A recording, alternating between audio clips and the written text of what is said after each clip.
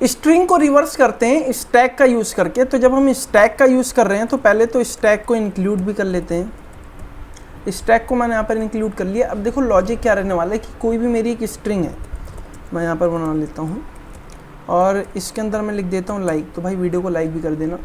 तो कोई भी मेरी एक स्ट्रिंग है, इसको रिवर्स करना यूजिंग स्टैक, एक प्रॉपर्टी है जो यहाँ पर काम आएगी। स्टैक में हम जब भी कुछ भी वैल्यू एलिमेंट कुछ भी चीज़ें डालते हैं और जब निकालते हैं तो वो उल्टी होकर के निकलती है, उसी चीज़ का यूज़ करेंगे। सिंपल, ये जो स्ट्रिंग है इसको स्टैक में डालेंगे और जब स्टैक से निकालेंगे तो एक एम्प्टी स्ट्रिंग में स्टोर करा देंगे और फिर उसी स्ट्रिंग को हम प्रिंट करा देंगे और हमारा जो स्ट्रिंग है ये रिवर्स हो जाएगा। अब दिखाते हैं, एक स्टैक बना लेते हैं। अब ध्यान देना, ये स्टैक इंट टाइप का नहीं होगा, ये स्टैक कैर टाइप का होगा, क्योंकि हम यहाँ पर स्ट्रिंग पे काम कर रहे हैं और मैंने इस स्टैक का नाम दे दिया एस। अब क्या करना है कि ये जो हमारी स्ट्रिंग है, इस स्ट्रिंग से वैल्यूज़ को निकालनी है और स्टैक में डालना है। तो उसके लिए मैं फॉर लूप का यूज़ कर लूँगा, जो कि मेरा कहाँ से चलेगा, 0th एलिमेंट से चलेगा, स्ट्रिंग के 0th एलिमेंट से, और स्ट्रिंग के एंड तक चलेगा। कहाँ तक, str डॉट जो मेरी लेंथ है यहाँ तक चलेगा। जो भी लेंथ है मतलब सारे के सारे एलिमेंट उसमें आ जाएं, और आई प्लस प्लस। अब यहाँ पर क्या हो रहा है कि जो भी कैर ch में मैंने क्या ले लिया, स्ट्रिंग का ith एलिमेंट क्या हुआ, 0th एलिमेंट आया, फिर फर्स्ट आया, फिर सेकंड आया, फिर थर्ड आया, ऐसे करके मैंने ch में स्टोर करा दिया। स्टोर कराने के बाद स्टैक में मेरे को पुश करना है, तो जो पुश नाम का फंक्शन होता है मैं इसका यूज़ करूँगा। पुश क्या करता है कि स्टैक में कोई भी वैल्यू को पुश कर देता है। तो स्टैक में मैंने क्या किया, ch को पुश कर दिया। अब पहले क्या हुआ, यहाँ पर मान लो l आया तो l इसमें पुश हो गया, फिर से लूप चला, एक आगे बढ़ा i, फिर i आया, i इसमें पुश हो गया।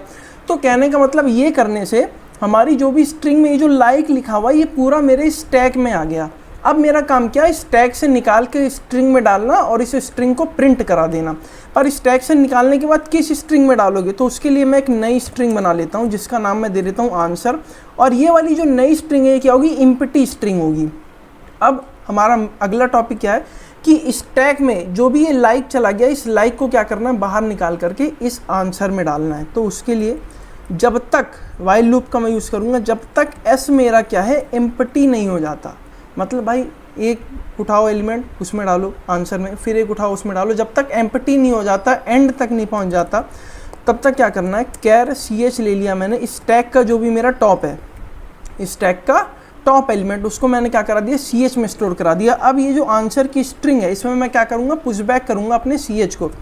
तो आंसर डॉट पुशबैक ch डाल दिया, और अब क्या किया मैंने, s को पॉप करा दिया, जो भी मेरी स्टैक का एलिमेंट है उसको पॉप करा दिया।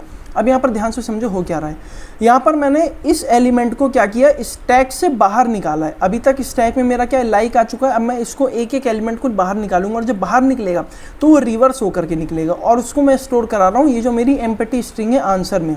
तो क्या वो पहला एलिमेंट बाहर निकला, आंसर में जाके स्टोर हो गया, फिर वापस मैंने s डॉट पॉप का यूज़ इसलिए किया है क्योंकि एलिमेंट निकलने के बाद जब वो स्टोर हो गया तो स्टैक से वो डिलीट हो जाए।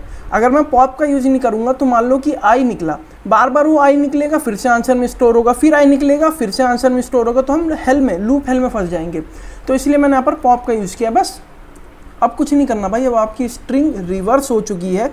ये जो एम्प्टी स्ट्रिंग बनाए इसको आपको क्या करना है, सिर्फ प्रिंट करा देना है आंसर।